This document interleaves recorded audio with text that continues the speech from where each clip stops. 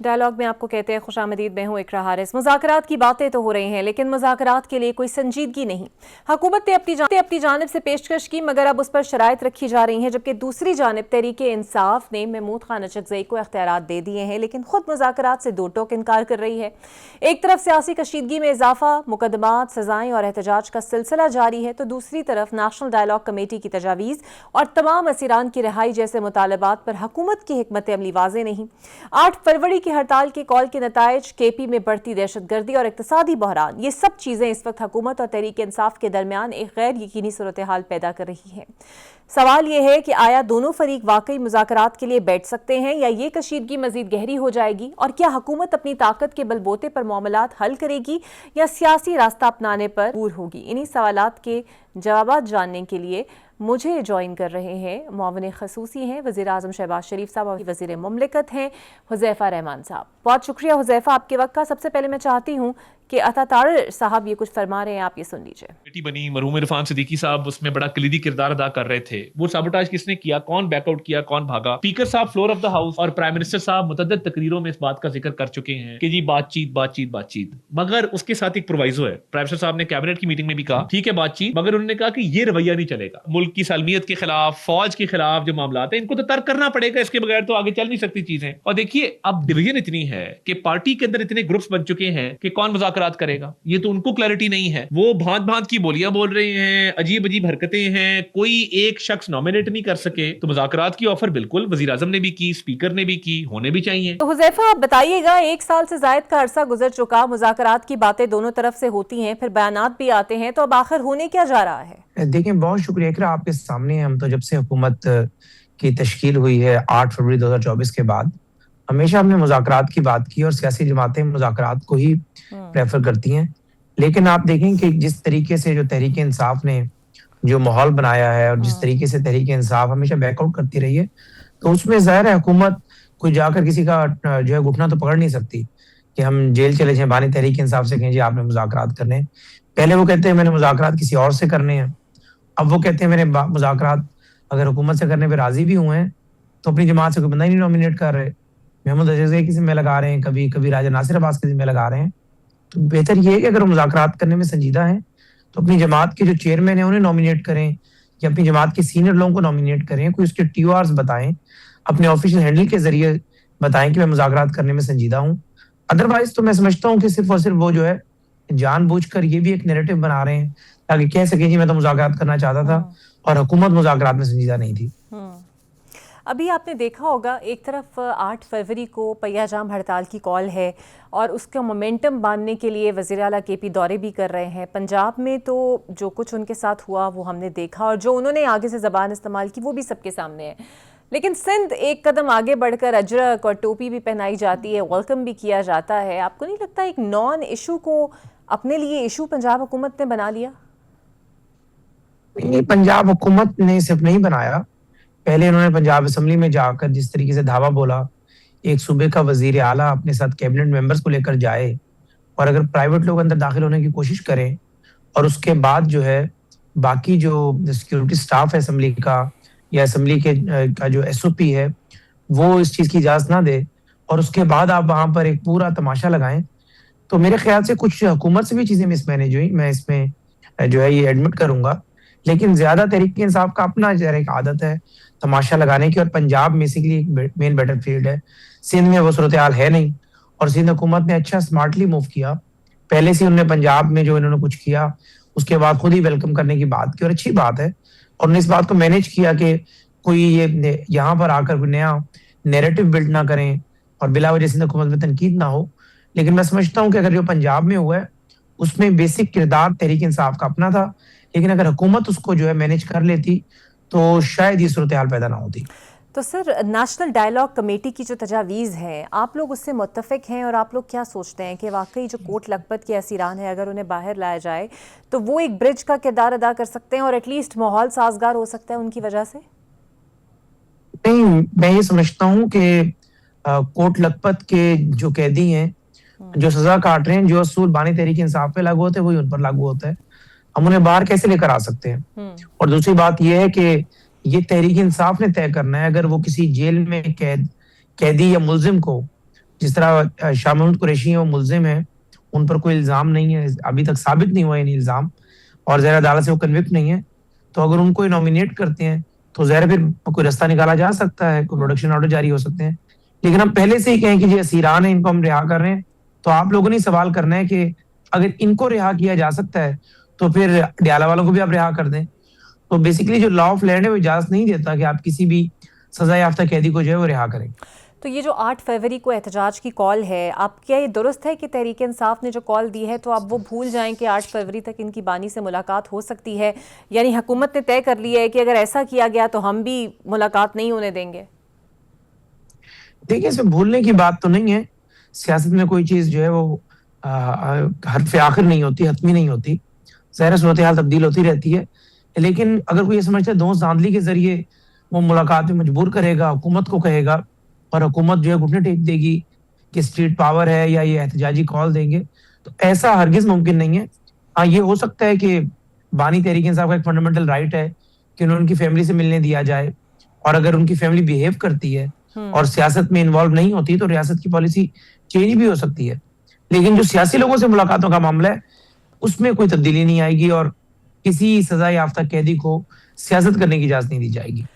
لیکن آپ کے خیال میں جو 8 فروری کی کال ہے وہ کامیاب ہو سکتی ہے یا پھر آپ کو لگتا ہے مکمل طور پہ ناکام ہو جائے گی؟ نہیں, میرے خیال سے مکمل طور پر ناکام ہوگی. اگر کامیاب ہونی ہوتی تو تحریک انصاف کے پاس دیکھیں اسٹریٹ پاور تو اگلا سٹیپ ہوتا ہے, پہلا سٹیپ تو آپ کے ووٹر سپورٹر ہوتے ہیں.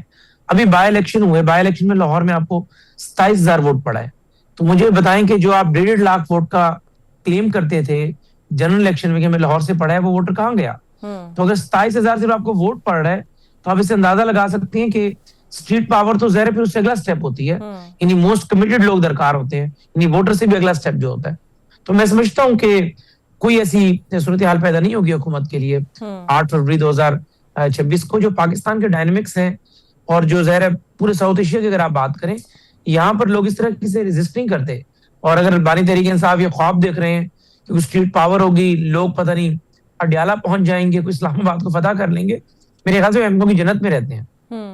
اچھا حذیفہ, یہ جے یو آئی کے ساتھ آخر مسائل کیا ہیں؟ اسپیسیفکلی یہ جو وفاق المدارس والے معاملات ہیں, ان کے قوانین پر اتنا ابہام کیوں ہے جس میں مولانا ناراض بھی ہو رہے ہیں؟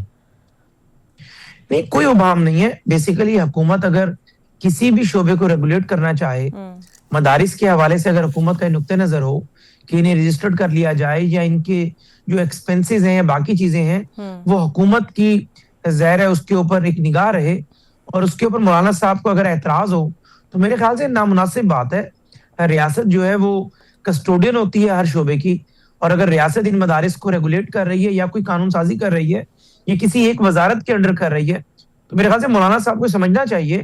آج مولانا صاحب جو ہے وہ اگر میز کی اس طرف بیٹھے ہوئے ہیں, کل وہ اس طرف بھی بیٹھے ہو سکتے ہیں. تو اگر آج وہ حکومت میں نہیں ہے, لیکن حکومت جو بھی چیز کر رہی ہے میں سمجھتا ہوں کہ وہ ظاہر ریاست کی بہتری کے لیے کر رہی ہے. دنیا میں ظاہر ہے بڑی مشکلوں سے ہم FATF سے نکلے ہیں, اس کے علاوہ دنیا کی آپ پر نگاہ ہے. ہم دنیا کو بتانا چاہتے ہیں کہ مدارس یہاں پر موجود ہے, مدارس کی اپنی ایک تعلیم ہے, لیکن مدارس ایک رولز اینڈ ریگولیشن کے تحت چل رہے ہیں, اور ان کا اپنا ایک ریگولیٹر ہے ریاست کے پاس, اور وہ اس ریگولیٹر سے نہ آگے ہوتے ہیں نہ پیچھے ہوتے ہیں. اس پہ اگر مولانا فضل الرحمان صاحب اعتراض کریں یا کوئی بھی فگر اس پہ اختلاف کرے یا اس سے جو ہے وہ ڈس ایگری کرے, تو کچھ کہا نہیں جا سکتا اس پر. اچھا, ایک طرف فواد چودھری صاحب یہ فرماتے ہیں کہ نواز شریف صاحب اور زرداری صاحب کو آگے بڑھ کر سچویشن کو ڈیفیوز کرنا چاہیے. آپ کو لگتا ہے زرداری صاحب کی ایک طویل خاموشی ہم نے دیکھی ہے, اور اتنی بڑی سیاسی کشیدگی کے باوجود صرف انہوں نے گڑی خدا بخش پہ اس دن کہا کہ وہ کوئی رول پلے کر سکتے ہیں, تو آپ کو لگتا ہے زرداری صاحب اس معاملے کو لیڈ کریں گے اور میاں نواز شریف صاحب بھی آگے بڑھیں گے اس کو لے کر؟ اس میں دو باتیں ہیں اقرا, میں اگر آپ کو گوش گزار کروں. پہلی بات تو یہ کہ بانی تحریک انصاف کی کوئی بندہ گارنٹی نہیں دے سکتا, کوئی ذمہ داری نہیں لے سکتا. ان کی اپنی جماعت کے لوگ بھی ان کے متعلق کوئی بات کرتے ہوئے کتراتے ہیں. وہ ایک جو ہے ظاہر ہے انپریڈکٹیبل شخصیت ہیں, اور کسی وقت بھی بیک آؤٹ کر جاتے ہیں. تو وجہ مذاکرات نہ ہونے کی صرف بانی تحریک انصاف کی شخصیت ہے. یہ نہیں کہ زرداری صاحب کرا سکتے ہیں, میاں صاحب نہیں کرا سکتے, یا میاں صاحب کرا سکتے ہیں, شہباز صاحب نہیں کر سکتے. مسئلہ یہ ہے کہ آپ یہ دیکھ لیں کہ بانی تحریک انصاف کو 2.5 سال ہو گئے ہیں جیل میں. کیا دنیا کے کسی ہیڈ آف اسٹیٹ نے ہمیں کہا کہ بھئی آپ ان کی سیاسی جماعت کو سپیس دیں, ان سے مذاکرات کریں, یا ان کی جماعت کی گارنٹی لی ہو کہ وہ دوبارہ 9 مئی نہیں کرے گی, دوبارہ 26 نومبر 2024 نہیں کرے گی. تو بیسیکلی بات یہ ہے کہ بانی تحریک انصاف کی جماعت کی, ان کی ذات کی کوئی بندہ نہ گارنٹی لے سکتا ہے نہ لینے کو تیار ہے. اور اگر کسی شخص کی یہ بدقسمتی ہوتی ہے, کوئی اس کا دوست نہ ہو, کوئی اس کی گارنٹی لینے کو تیار نہ ہو, اگر اس طرح کی صورتحال ہو تو آپ مجھے بتائیں کہ بانی تحریک انصاف پر کوئی بندہ کیسے بھروسہ کرے گا. بانی تحریک انصاف بار بار بات تو کرتے ہیں, ان کی جماعت بھی بات کرتی ہے, سی بی ایم کی بات کرتی ہے کہ کانفیڈنس بلڈنگ میئرز ہونے چاہیے, لیکن وہ کسی کو یہ نہیں بتاتے کہ کانفیڈنس بلڈنگ میئرز میں نے بلڈ کرنے ہیں. سب سے بڑی بدعتمادی میں نے کی ہے, یعنی پی ایم ایل این کے ساتھ بدعتمادی کی بنیاد میں نے رکھی. 13 میں جو ہے کرین سے گرا, میاں نواز شریف صاحب میرے پاس آئے, میری عیادت کی. میں نے کیا کیا, 2 مہینے بعد انتخابات ہوئے, میں نے 36 پنکچر کا الزام لگا دیا. میاں صاحب پھر انتخابات کے بعد وزیر اعظم بن کر میرے گھر آئے, میں نے کہا سڑک بنوا دے, انہوں نے سڑک بنوائی. میں نے کیا کیا, میں نے دھرنے کی کال دے دی. تو بیسیکلی 2014 میں دھرنے کے دوران آپ کو منایا, آپ کو ایپیکس کمیٹی میں بٹھایا. اے پی ایس واقعے کے بعد آپ نے کیا کیا, آپ 16 میں پاناما کو لیڈ کر رہے تھے. 16 کے اندر آپ سے بات چیت کرنے کی کوشش کی, آپ نے کیا کیا, 17 میں ہماری حکومت بلوچستان کی ختم کر دی. 17 کے اندر آپ کو بات چیت پہ راضی کرنے کی کوشش کی, 18 کے اندر آپ نے آر ٹی ایس بٹھا دیا. بدعتمادی کی آغاز تو آپ نے کیا. 2021-22 میں جو اسٹیبلشمنٹ آپ کو وزیر اعظم بنایا تھا, اسی اسٹیبلشمنٹ کو آپ نے میر جعفر اور میر صادق بنا دیا. تو بیسیکلی لوگوں کو منہ میں تو آپ ڈالتے ہیں, آپ کانفیڈنس بلڈنگ میئرز کریٹ کریں, لوگوں کو ایسے ذمہ دار لوگ بیچ میں ڈالیں. مجھے ذاتی طور پر پتا ہے کہ ایسے ان کے ذاتی دوست ہیں جو کہ ان کے معاملے میں پڑھنا چاہتے تھے, بیرون ممالک سے ان کا تعلق ہے, ذاتی ان کے نہیں کاروباری کہہ دیں یا کسی ایک اسپیسیفک شعبہ زندگی سے کہہ دیں, وہ لوگ بھی بیک آؤٹ کر گئے کہ اس بندے کی گارنٹی کون لے. ان سے باقی بات جب کوئی بندہ کرتا ہے, صاحب تو گارنٹی لے بھی رہے تھے نا, وہ کہہ رہے تھے کہ میں ان کا وزن ان کی بات کا اٹھانے کے لیے تیار ہوں, لیکن ان کی بھی راہ میں کچھ روڑے اٹک رہے ہیں کہ ان کو بھی منتخب نہیں کیا جا رہا اپوزیشن لیڈر کے طور پہ. نہیں, اچکزئی صاحب بہت قابل احترام ہے, لیکن اس معاملے میں اچکزئی صاحب کا کوئی وزن نہیں ہے. وہ ایک ایم این اے ہے, ایک جماعت ہے ان کی, اور اس کے ایک پارلیمنٹرین اکلوتے ہیں, وہ 50-60 ہزار ووٹ ہیں. تو مجھے آپ یہ بتائیں کہ ان کی جماعت نے انہیں اگر جو ہے پورے ملک میں مینڈیٹ نہیں ملا, آج وہ اپنی سیاست چمکانے کے لیے بانی تحریک انصاف کی خاطر کہتے ہیں کہ جی میں وزن اٹھانے کو تیار ہوں. تو بھائی آپ وزن اٹھا لیں, لیکن بانی تحریک انصاف کم از کم آپ کے اوپر تو اعتماد کر لیں. کل تک تو وہ آپ کو نقلیں اتارا کرتا تھا کہ اچھا سے یوں کر لیتی ہے, اور مولانا فضل الرحمان کو ڈیزل کہا کرتا تھا. مقصد یہ کہ گڈا گڈی کا کھیل نہیں ہے. جس طریقے سے بانی تحریک انصاف بار بار مذاکرات سے بیک آؤٹ کیا, بیسٹر گوہر کو منہ میں ڈالا, باقی لوگوں کے اعتبار نہیں ہے محمود خان اچکزئی اور راجہ علامہ ناصر عباس صاحب پہ. نہیں, محمود اچکزئی اور راجہ ناصر عباس کی بات نہیں ہے. میں سمجھتا ہوں کہ دونوں irrelevant لوگ ہیں. بانی تحریک انصاف کی ذات پہ ہمیں اعتماد نہیں ہے. اس نے ان دو بندوں کو بھی اس لیے آگے کیا. اگر وہ نامزد کر رہے ہیں انہیں بطور اپوزیشن لیڈر, ایک کو سینٹ میں, ایک کو قومی اسمبلی میں, پھر انہیں ٹاسک بھی دے دیا ہے کہ وہ مذاکرات کریں, خود بانی نے, جس طرح سلمان حکم راجہ صاحب کہہ بھی رہے ہیں, تو پھر ابہام کس چیز کا ہے؟ دیکھیں, بات یہ ہے کہ اپوزیشن لیڈر ایک جماعت ہو اور اس کی ایک سیٹ ہو, وہ نہیں بن سکتا. وہ یہ کہتے ہیں ہمیں 80 یا 85 یا 75 ایم این ایز نے لکھ کر دی ہے. وہ ایم این ایز خود اسپیکر چیمبر میں آگے کہہ چکے ہیں کہ ہم سے زبردستی لکھوایا گیا ہے, بلیک میلنگ کر کر, لیکن ہم اپنی جماعت سے ہمیں کوئی بندہ نہیں مل رہا. یہ ایسے گورے نیاب ملے ہیں انہیں دوسری جماعتوں سے کہ جو اسٹیبلشمنٹ کو بڑی گالی دے سکتا ہے اس کو بانی تحریک انصاف نے نومینیٹ کر دیا. وجہ صرف یہ ہے, وجہ یہ نہیں ہے کہ اچکزئی صاحب کے پاس کچھ سیٹیں تھیں یا اچکزئی صاحب کو میڈیشن کا رول پلے کر سکتے ہیں, اور اچکزئی صاحب بھی انجوائے کر رہے ہیں صورتحال کو. بالکل ٹھیک, بہت شکریہ آپ کا حذیفہ رحمان صاحب. نون لیگ کے سینئر رہنما میرے ساتھ موجود تھے. تو نون لیگ تو کسی بھی طرح اعتبار کرنے کو تیار نہیں ہے, نہ ہی محمود خان اچکزئی صاحب پہ اور نہ ہی کسی اور دھڑے پہ, جب تک وہ کہتے ہیں کہ تحریک انصاف کی طرف سے کوئی واضح نام اور واضح اسٹیک ہولڈر سامنے نہیں آتے. ایک بریک لیتے ہیں, بریک کے بعد آپ سے ملتے ہیں. Welcome back. تحریک تحفظ آئین پاکستان اور نیشنل ڈائیلاگ کمیٹی دو ایسے پلیٹ فارمز ہیں جن کا بنیادی مقصد حکومت اور پاکستان تحریک انصاف کے درمیان مذاکرات کی راہ ہموار کرنا ہے. بنیادی طور پر یہ دونوں فورمز اور ان کے اراکین وہ لوگ ہیں جن کے معاملات سیاست اور معیشت سے براہ راست کا تعلق نہیں, لیکن ان کی کوشش یہ ہے کہ دو ایسے فریقین جن کی وجہ سے ملکی سیاست اور معیشت عدم استحکام کا شکار ہیں, ان کو ساتھ بٹھایا جائے, اختلافات کو حل کرایا جائے. مسئلہ یہ بھی ہے کہ وہ دونوں فریقین جن کے درمیان سخت سیاسی ٹکراؤ ہے, کھلے دل سے ایک دوسرے کے مطالبات سننے اور بات چیت کرنے کے لیے تیار نہیں. حکومت نے مذاکرات کی پیشکش کی, لیکن ہر روز نئی شرائط اور مطالبات کے ساتھ سامنے آ رہی ہے. दूसरी तरफ तहरीक इंसाफ ने हुकूमत के साथ बैठने से मुकम्मल इनकार कर दिया है और अब सड़कों पर एहतजाजी तहरीक चलाने की तैयारी में है, जिसके लिए 8 फरवरी को हड़ताल की कॉल भी जारी कर दी गई है। अब सबसे बड़ा सवाल यह है कि जब हुकूमत और तहरीक इंसाफ दोनों एक कदम पीछे हटने को तैयार नहीं तो ये मामलात कैसे हल होंगे? क्या सियासी डायलॉग मुमकिन है या हम सिर्फ नारेबाजी और सड़कों की सियासत के दरमियान फंसे रहेंगे? यही वो कशमकश है जो मुल्क के सियासी इस्तेहकाम और अवाम के मुस्तकबिल के लिए सबसे बड़ा चैलेंज बनी हुई है।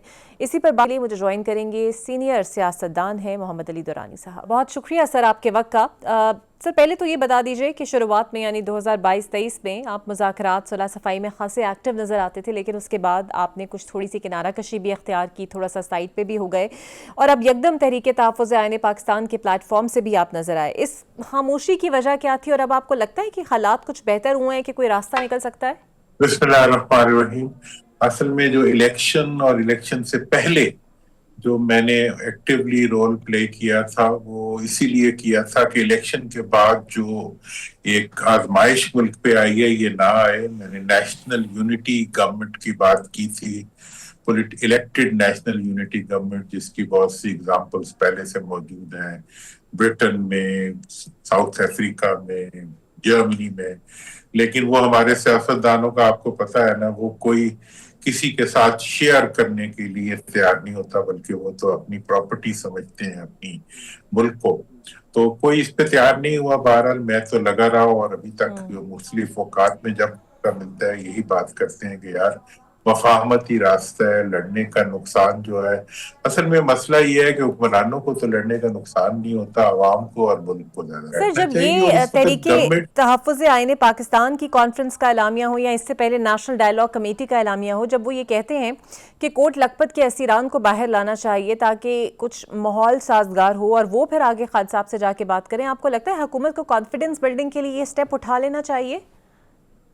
देखिए, हुकूमत को कॉन्फिडेंस बिल्डिंग के लिए बिल्कुल एक स्टेप नहीं 3-4 स्टेप उठाने चाहिए। पहला स्टेप जो है वो तो ये बनता है कि वो जो असीर लोग हैं उनके साथ राब्ता करें और उनको डायलॉग के लिए इनवाइट करें। दूसरा ये बनता है कि जो खवातीन इस वक्त जेल में हैं, बुशरा बीबी हैं, इसी तरह डॉक्टर साहबा हैं, डॉक्टर साहबा बहुत 80 साल की हैं, कैंसर सर्वाइवर हैं, उन्होंने इतनी लंबी जेल भी एक भुगत ली हुई है, तो उसके बाद जो है उनको छोड़ के एक कॉन्फिडेंस बिल्डिंग मेजर करें। और तीसरी चीज ये है कि जो कैदी हैं जेलों में, जैसे अब ये जो कोट लखपत के कैदी हैं, मतलब 70 साल के बुजुर्ग रहनुमा है, पोजीशंस पे रहे हैं, उनको अगर आप कई 2-2, 2.5, 3 साल की उन्होंने कैदें भी भुगत ली हैं, उसके बाद अगर आप बुलाते हैं उन्हें पैरोल पे, जैसे इन्होंने कहा भी कि पैरोल पे ही उनको रिहा करें, उनको लाके उनके साथ डायलॉग करें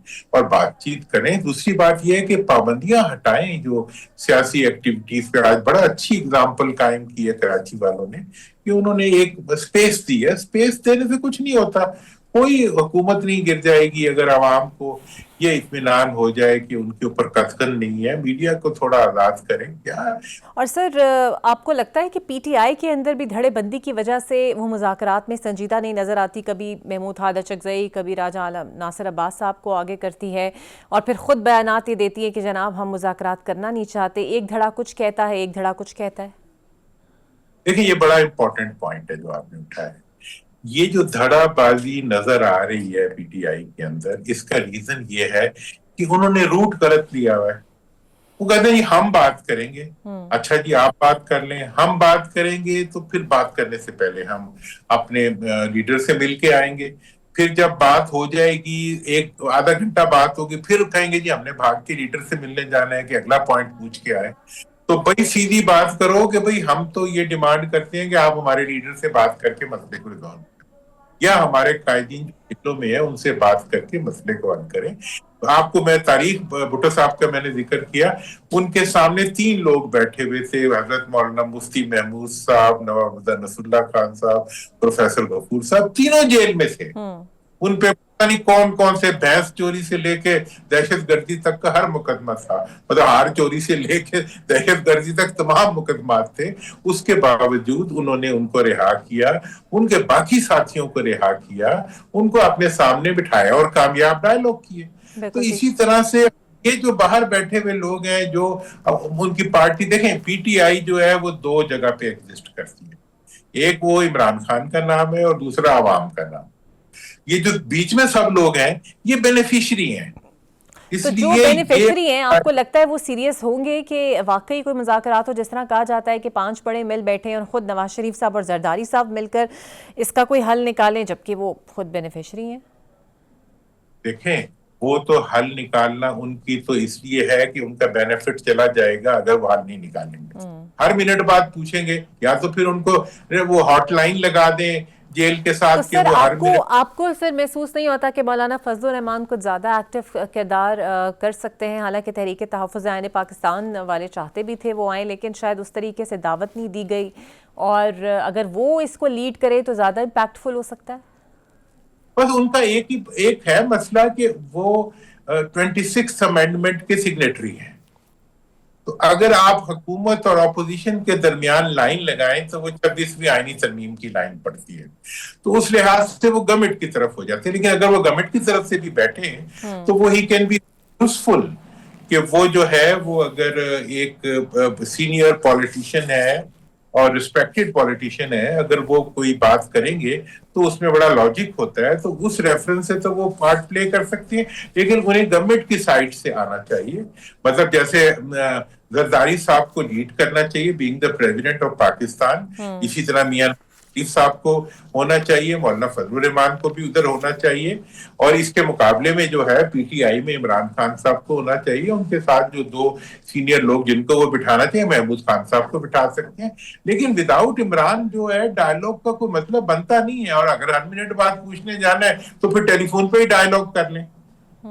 महमूद देखें, डायलॉग से पहले भी मुलाकात चाहिए, डायलॉग के दरमियान भी मुलाकात चाहिए, डायलॉग को फाइनल करने के लिए भी मुलाकात चाहिए, तो फिर मुलाकात के डायलॉग ही उनसे करें ताकि और आप ये समझते हैं कि फवाद चौधरी साहब जब कहते हैं कि ये जो तहरीक इंसाफ की क़यादत है ये बेसिकली वो है जो नहीं चाहती कि खान साहब बाहर आएं, और ये कोई क़यादत है ही नहीं, ना ही ये तहरीक इंसाफ के फेसेस हैं, he is correct in his stance?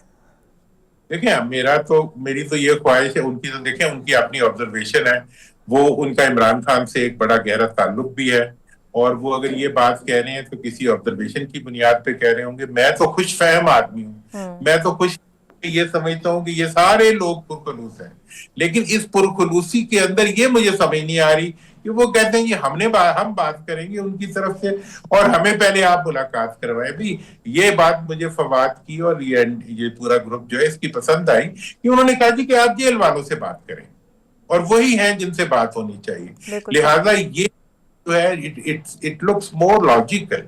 और दूसरी बात ये है कि सीबीएम्स गवर्नमेंट को करना चाहिए। गवर्नमेंट तो एक असल में आपको मैं बताऊं, गवर्नमेंट किसी सूरत में भी मुज़ाकरात में इंटरेस्टेड नहीं है, इसीलिए लेकिन उन पे प्रेशर हर दिन बढ़ता जा रहा है, अवाम का, उनकी अपनी सियासत का, पूरी दुनिया का, जमहूरी ममालिक का, जमहूरी रवैयों का, इवन इंटेलेक्चुअल्स ऑफ पाकिस्तान का।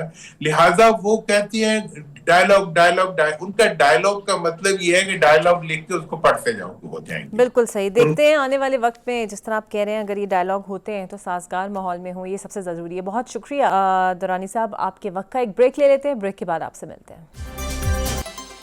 वेलकम बैक जी। मुझे ज्वाइन करेंगे सीनियर सहाफ़ी हैं, तज्ज़ियाकार हैं हसन अय्यूब साहब। बहुत शुक्रिया हसन साहब आपके वक्त का। ये जो मुज़ाकरात की बातें हो रही हैं, ये जो भान के डायलॉग चल रहे हैं मुज़ाकरात को लेकर दो तरफ़ा, आपको लगता है कुछ हो सकता है, दोनों तरफ से कोई इम्कान मौजूद है, या कुछ भी नहीं होगा? देखिए, इस वक्त तक जो मौजूदा सूरत हाल है इसमें तो मुझे मुज़ाकरात होते दिखाई नहीं दे रहे। उसकी बुनियादी वजह यह है कि विद इन पाकिस्तान तहरीक इंसाफ एक तो इस पर इत्तेफाक राय नहीं है, और फिर उसके अलावा अगर बात करें तो तहरीक तहफ़्फ़ुज़ आईन पाकिस्तान ने जो कमिटमेंट दी थी, यानी महमूद खान अचकज़ई साहब ने और अल्लामा राजा नासिर अब्बास साहब ने, तो उसको तो एकदम ही मुस्तरद कर दिया अलीमा खानम ने।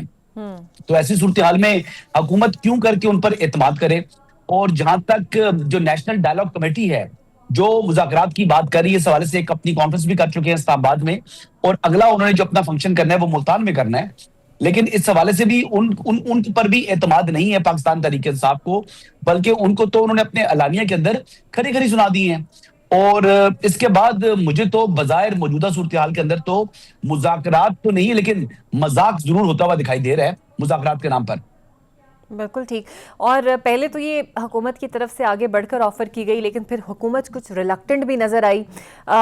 तो आपको लगता है मुज़ाकरात, हुकूमत की तरफ से भी कुछ ख़ास चाहत रही नहीं कि वो मुज़ाकरात करे? देखिए, हुकूमत को मुज़ाकरात सूट करते हैं।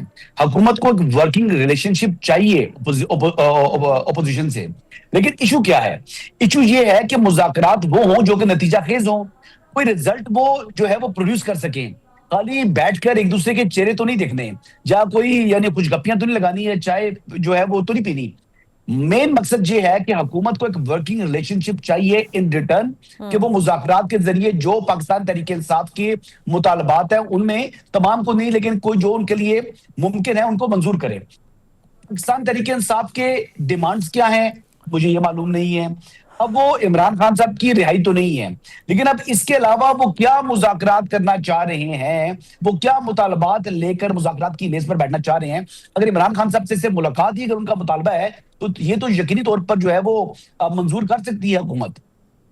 लेकिन आप फोर्सी क्या करते हैं? बिकॉज तहरीक इंसाफ के अंदर धड़ेबंदी है। सलमान अकरम राजा, अलीमा खान साहिबा का कोई और टेक है, बैरिस्टर गौहर कुछ और कहते हैं।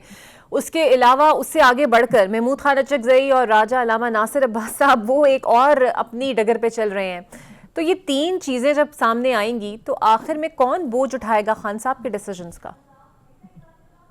देखिए, इमरान खान साहब के डिसीजन का बोझ उठाने का तो ये बात की थी, यानी जिम्मेदारी उठाने की बात की थी महमूद खान अचकज़ई साहब ने।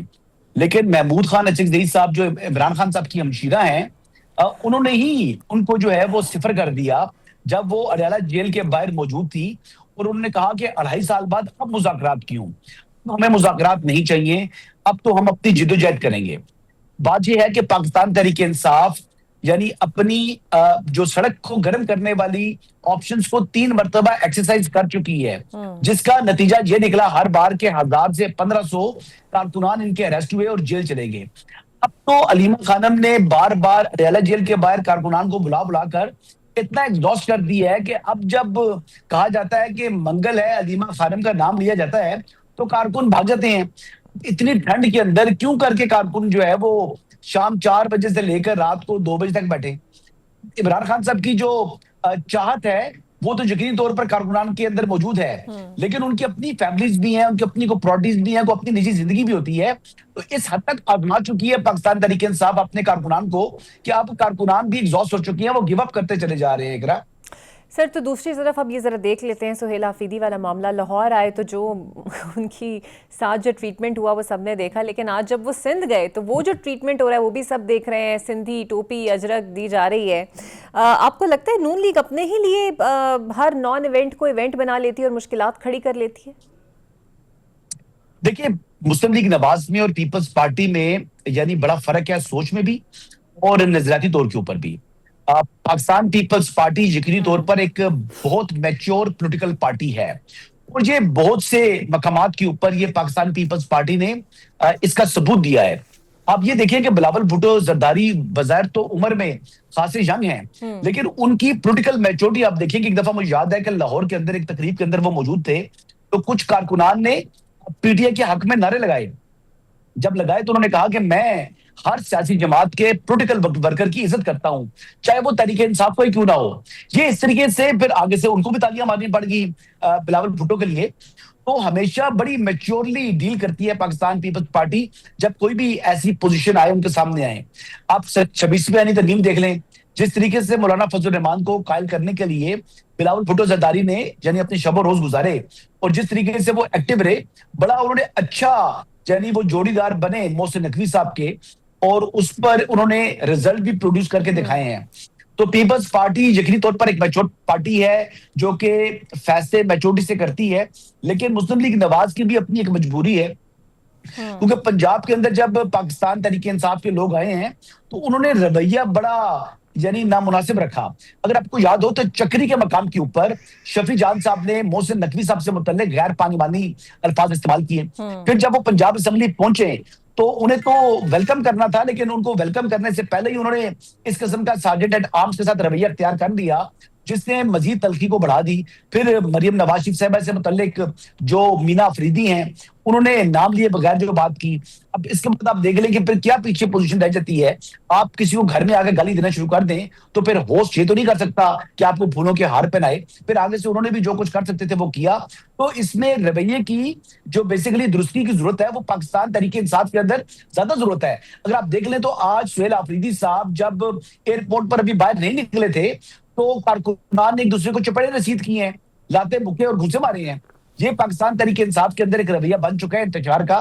اس رویے کو ترک کر کے ایک سیاسی جماعت والا اگر رویہ اپنائے گی پاکستان تحریک انصاف تو یہ اس کے لیے بھی بہتر ہوگا. اچھا, یہ جو 8 فروری کو احتجاج کی کال ہے, آپ کو لگتا ہے یہ جو دورے بھی ہو رہے ہیں اس کو مومنٹم باندھنے کے لیے ہو رہے ہیں, اور کیا حکومت کو واقعی 8 فروری کا اتنا پریشر لینا چاہیے کہ واقعی کوئی بڑا پرزور یہ پہیا جام ہڑتال ہو سکتی ہے, یا پھر ایک فلاپ شو ایکسپیکٹ کر رہے ہیں آپ؟ دیکھیں 5 اگست کو ایک احتجاجی تحریک کو نقطہ عروج پر ہونا تھا جس کی ذمہ داری خود عمران احمد نیازی صاحب نے اٹھائی تھی. انہوں نے کہا تھا کہ میں اڈیالہ جیل سے خود اس کو لیڈ کروں گا. ایون کہ اس میں سوال کیا گیا تھا کہ عمران خان صاحب کیا آپ چاہیں گے کہ 5 اگست کی تحریک میں آپ کے بیٹے قاسم اور سلمان بھی باہر سے آئیں؟ تو انہوں نے کہا تھا کہ ان کو آنے کی ضرورت نہیں ہے, ان کا باپ ہی کافی ہے. اگر آپ کو یاد ہو عمران خان صاحب کا یہ اسٹیٹمنٹ بھی آیا تھا. تو پھر وہ تحریک کدھر گئی؟ وہ 5 اگست کو جس سے نقطہ عروج پر ہونا تھا وہ تو بالکل یعنی فیڈ آؤٹ ہوگی. تو بیسیکلی معاف کیجیے گا, پاکستان تحریک انصاف کی اس وقت جو پوزیشن ہے وہ بڑھ کے زیادہ ہے. عملی طور پر ان کی پوزیشن وہ نہیں ہے. مقبولیت کا یہ جو ہے یہ راگ تو سننے کو ملتا ہے, لیکن ہری پور کے ضمنی انتخابات میں صوبائی حکومت ان کی اپنی تھی جس میں ان کو تقریباً 50,000 کی ووٹوں سے شکست ہوئی ہے. اور یہ بھی جھوٹ بول رہے ہیں کہ وہاں پر کوئی دھاندلی ہوئی ہے. نہ دھاندلی کا کوئی ثبوت دے سکے ہیں, نہ فارم 47 کے حوالے سے وہ کہہ رہے تھے کہ یہ اسلام آباد سے جاری ہوا, جبکہ وہ اسلام آباد سے نہیں, وہ ہری پور سے ہی جاری ہوا ہے. اور اس سے متعلق جو نوٹس بھی لے لیا ہے الیکشن کمیشن نے, اب اس کے اوپر ان کو سام سونگ گیا ہے. اب بات یہ ہے کہ پاکستان تحریک انصاف وہ باتیں کریں جن کے پاس ان کے پاس شواہد ہوں. شواہد کے بغیر جب الزام تراشی کریں گے تو پھر اس کے کانسیکوینس بھی ان کو سامنا کرنا پڑے گا. ان کو آلریڈی ان کی ایکسیپٹیبلٹی نہیں ہے. اگر اپنی ایکسیپٹیبلٹی نہ ہونے کے بعد بھی اگر آپ اتنا لوز پلے کریں گے تو پھر کانسیکوینسز آپ کے اوپر آئیں گے. یہ تو آپ کو سوچنا ہے نا کہ آپ کن حالات میں اور اس وقت جو سیاست کر رہے ہیں. سجیشن فواد صاحب دے رہے ہیں کہ کوٹ لکھپت کے اسیران کو پہلے رہا کیا جائے because they are the one جو ایک گیپ کو برج کر سکتے ہیں, ماحول کو سازگار کر سکتے ہیں, بات چیت انیشیٹ اچھے ماحول میں کرا سکتے ہیں, آپ کو لگتا ہے وہ ایک صحیح سجیشن ہے؟ دیکھیں فواد چودھری صاحب جو کر رہے ہیں وہ باتیں تو یقینی طور پر ایک تو پولیٹیکل ٹمپریچر کو ٹھنڈا کرنا چاہ رہے ہیں, اور وہ یہ چاہ رہے ہیں کہ کسی طریقے سے خواتین, دیکھیں خواتین کی رہائی پر حکومت بھی رضامندی کا اظہار کر سکتی ہے, بٹ کوسچن ایک بہت بڑا آئے گا کہ وہ رہائی کس طرح ممکن ہوگی. یہ 9 مئی کے جو ہے وہ کانوکٹس ہیں. اب 9 مئی کے کانوکٹس سے متعلق D G I S P R publicly یہ کہہ چکے ہیں کہ یہ پاک فوج کا نہیں, یہ پاکستان کے عوام کا مقدمہ ہے. اب حکومت یہ برڈن اٹھا سکتی ہے نہیں اٹھا سکتی, اب یہ چیز دیکھنا ہے. ویسے اگر میری ذاتی رائے پوچھیں تو میں تو یہی کہوں گا کہ کینسر سروائیور ہیں یاسمین راشد صاحبہ, ان کی اگر رہائی کر دی جائے تو اس میں کوئی مذائقہ نہیں ہے. میاں محمود الرشید صاحب, ان کی ایک 70+ ان کی عمر ہے. اعجاز چودھری صاحب کو دیکھ لیں, وہ بھی یعنی اس وقت سینئر سٹیزن ہیں. اگر ان 3-4 لوگوں کی رہائی کرنے سے ٹیمپریچر نیچے آ سکتا ہے تو ہونی چاہیے. بٹ دین اگین یہ بھی 9 مئی کے یعنی مین کرداروں میں سے شامل ہیں. کیا یہ پبلک اپالوجی کریں گے؟ اگر یہ پبلک اپالوجی کرتے ہیں تو پریزیڈنشل پارڈن کے ذریعے ان کی رہائی ممکن ہو سکتی ہے. جی بالکل, یہ تو ویسے درست آپ نے فرمایا, اور اس میں تو کوئی شک نہیں ہے کہ پی ٹی آئی کی مبہم پالیسی جو ہے وہ خاصے مسائل کھڑے بھی کر رہی ہے. بہت شکریہ آپ کا. حساب ایک بریک لے لیتے ہیں, بریک کے بعد آپ سے ملتے ہیں. ویلکم بیک جی. مجھے جوائن کریں گے جے یو آئی کے سینئر رہنما سینیٹر کامران مرتضیٰ صاحب. بہت شکریہ سر آپ کے وقت کا. سر پہلے تو یہ بتا دیجئے کہ وفاق المدارس کے حوالے سے وہ کیا چیزیں اور مسائل ہیں جس پر جے یو آئی کو اختلاف ہے, اور دونوں کے درمیان حکومت اور جے یو آئی کے درمیان جو ہے وہ مسائل ہیں اس پر, اور ڈیمانڈز کیا ہیں آپ لوگوں کی؟ ایسا ہے کہ حکومت اپنی ہر چیز جو ہے وہ پرائیویٹائز کر رہی ہے, ہر چیز جو ہے وہ اس سے اپنی جان چھڑوا رہی ہے کہ ہم سے چلتی نہیں ہے, مگر مدرسوں کو جو ہے وہ اپنے قابو میں کرنے کی کوشش کر رہی ہے. تو یہ جو ہے بنیادی مسئلہ ہے ہمارے درمیان اور حکومت کے درمیان. تمہارے اپنے محکمے اپنے ادارے چلتے نہیں ہیں اور دوسرے ایسے معاملات جو کہ بہت احسن طریقے سے چل رہے ہیں اور جس کو دنیا بھر میں اپریشیٹ کیا جاتا ہے اور جس کی دنیا بھر میں مثال نہیں ہے. سر، اور اگر حکومت ریگولرائز کرنا چاہتی ہے مدارس کو تو اس میں قباحت کیا ہے؟ اگر ایک ہی وقت میں ایک ہی موقف اور مسئلے میں ملک میں جمعے کے خطبے ہوں، جماعت ایک ہی ٹائم پر ہو یا ایک ہی وقت میں اذان ہو، تو اس میں ایشو کیا ہے؟ جب تک یہ تو ایشو ہو سکتا ہے نا کہ حکومت اپنے پسند کے خطابات وہاں پر نہ کرائے، یہ تو ایک ایشو ہو سکتا ہے، لیکن اس کے علاوہ کیا ایشو ہے؟ دیکھیے آپ باقی معاملات جو ہے نا وہاں کہتے ہیں کہ ڈی ریگولرائز کرتے ہیں اور یہاں پہ ریگولرائز کرتے ہیں تو میلوڈی تو اپرنٹ ہے نا کہ کسی چیز کو آپ ریگولرائز کرنا چاہتے ہیں اور میجارٹی آف چیزوں کو آپ ڈی ریگولرائز کرنا چاہتے ہیں تو اس کے اندر جو ہے جو اصل چیز چھپی ہوئی ہے وہ ایجنڈا ہے جو دوسروں سے باہر سے آپ کے پاس آیا ہے اور آپ اس ایجنڈے کو امپلیمنٹ کروانا چاہ رہے ہیں اس ملک میں جو کہ امپلیمنٹ نہیں ہو پائے گا. آپ فارغ ہو جائیں گے, آپ چلے جائیں گے, مگر ایسے ایجنڈے جو ہے پہلے بھی جو ہے اس کے اوپر جو ہے نا کام ہوتا رہا ہے, آج بھی کام ہو رہا ہے, مگر ہر کام کرنے والا اس ایجنڈے پہ فارغ ہو گیا. بالکل صحیح. اور نیشنل ڈائیلاگ کمیٹی کی جو کانفرنس ہوئی ہے, اس سے پہلے تحفظ تحریک آئین پاکستان کی کانفرنس ہوئی جس میں آپ لوگ موجود نہیں تھے, سو اس کمیٹی کے حوالے سے کیا سوچتے ہیں؟ بیکاز فواد چودھری صاحب کا تو ملنا جلنا ہے بھی مولانا سے اور وہ چاہتے بھی ہیں وہ اس کا پارٹ بنے, سو اس پر آپ کی کیا رائے ہے؟ سب چاہتے ہیں کہ مولانا نہ صرف حصہ بنے بلکہ بہت اہم حصہ بنے, سب کی چاہت یہی ہے. مگر ہم باہر بیٹھ کے اس وقت دیکھ رہے ہیں صورتحال کو, سمجھنے کی کوشش کر رہے ہیں مزید, اور ہم اپنا کردار ادا بھی کر رہے ہیں اور ادا بھی کریں گے اور ان سے بہتر طریقے سے ادا کریں گے جو ہمارے آس پاس ہیں. سر لیکن آپ کو نہیں لگتا کچھ زیادہ ٹائم نہیں ہو گیا؟ آپ لوگ باہر سوچ ہی رہے ہیں, بیکاز تحریک کا اعلان کیا اس کو بھی خاصا وقت ہو گیا, پھر دیگر معاملات ہوئے, اس سے مولانا ایک تو منظر عام پر نہیں تھے اور خاموشی اختیار کیے ہوئے تھے, اب بھی آپ کہہ رہے ہیں کہ آپ باہر رہ کر سوچنا چاہتے ہیں. آپ کو تسلسل نظر نہیں آ رہا شاید چیزوں میں. 26 امینڈمنٹ کے بعد جب 27 امینڈمنٹ آئی ہے تو اس کو صرف ایک پارٹی نے شاید اپوز کیا ہے, کوئی اور پارٹی تو اپوز کرنے والوں میں جن کا ووٹ اس کے خلاف پڑا ہے, کوئی آپ کو ایسی پارٹی یاد آتی یاداشت میں ہے؟ اس کے ساتھ جو دوسرے جو ہے سبارڈینیٹ قسم کی لیجسلیشن تھی اس کو اپوز کرنے میں کسی اور پارٹی کا کوئی کردار آپ کے سامنے ہے؟ کسی پارٹی نے کیا؟ پھر اس کے بعد مولانا سندھ کے مسلسل دورے پہ ہیں, اس کے بعد مولانا پنجاب کے دورے پہ رہے, یہ آج اور کل میں جو ہے وہ موجود ہیں وہ کہ اسلام آباد میں. اس سے پہلے جو ہے نا آپ نے کل کا دیکھا ہوگا پنڈی میں کسی اس میں تھے, اپنا فنکشن میں موجود تھے, پھر کل کی بات پرسوں کے بعد جو ہے یہ پھر لاہور چلے جائیں گے. تو یہ سارا کچھ جو ہے ماحول گرمانے کے لیے وہ الٹیمیٹلی ماحول مزید گرم ہوگا. موسم کو بھی ذرا ٹھیک ہونے دیجیے, ہر چیز کے ساتھ آس پاس دائیں بائیں دیکھنا پڑتا ہے, پھر اپنے ورکر کو نکالتے ہیں کیونکہ وہ اپنے بچے ہوتے ہیں. اچھا سر, ویسے آپ کو کچھ سیریس نظر آتا ہے مذاکرات کے لیے؟ تحریک انصاف پہ تو چونکہ دڑے بندی ہے, ایک دھڑا کچھ اور کہتا ہے, کچھ لوگ کچھ اور کہتے ہیں, بالکل مخالف نظر آتے ہیں, اسٹریٹ موومنٹ بھی جاری ہے. آج وزیر اعلیٰ کے پی کراچی پہنچے ہیں, حکومت کی سیریسنس کیا ہے, تحریک انصاف کی سیریسنس کیا ہے, کسی نتیجے پر پہنچتے آپ کو یہ لوگ نظر آتے ہیں؟ نہ حکومت کوئی سنجیدہ ہے, وہ ایک طرف تو مذاکرات کی آفر کرتی ہے, پھر اسی جماعت کے حصے جو ہے اس جن کو آفر کی جا رہی ہے ان پہ تشدد کرتی ہے, ان کے ساتھ جو ہے نا برے طریقے سے غیر سیاسی طور پہ کرتی ہے. اسی طرح سے پی ٹی آئی کا بھی معاملہ جو ہے وہ دو عملی بلکہ کئی عملیوں کا شکار, وہ بھی کسی ایک پیج پہ نہیں ہے. تو جب حکومت بھی کسی ایک پیج پہ نہ ہو تو پھر مسئلہ جو ہے وہ اس میں کوئی توڑ چڑھتا ہوا نظر نہیں آتا, مگر سٹل ہم دعا گو ہیں اس کی, کیونکہ یہ ایک سیاسی عمل ہے. سیاسی عمل جہاں پہ بھی ہو اس کا اچھا نتیجہ نکلتا ہے, مگر اگر سنجیدگی سے اور نیتی سے ہو. سر دوسری جانب D G I S P R کی پریس کانفرنس کے حوالے سے میں آپ سے جاننا چاہوں گی, وہ پریس کانفرنس ہو یا حکومتی موقف ہو, ظاہری بات ہے ان کی نظر میں ایک ہی چیز ہے کہ دہشت گردی سے نمٹنے کے لیے آپریشن درکار ہے, جس پر تحریک انصاف خاصی مخالفت بھی کرتی ہے. جمعیت علماء اسلام کا اس پہ کیا موقف ہے؟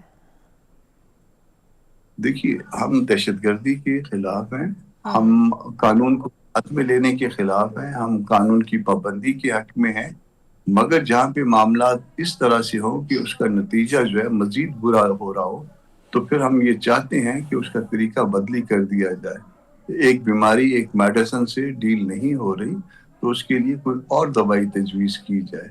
तो ये जो दवाई हुकूमत के पास है, या न सूबा खैबर पख्तूनख्वा में न सूबा बलूचिस्तान में, तो इसके लिए दवाई बदली करके देखें, प्यार और मोहब्बत वाली दवाई करके देखें, शायद उससे मामला ठीक हो जाए।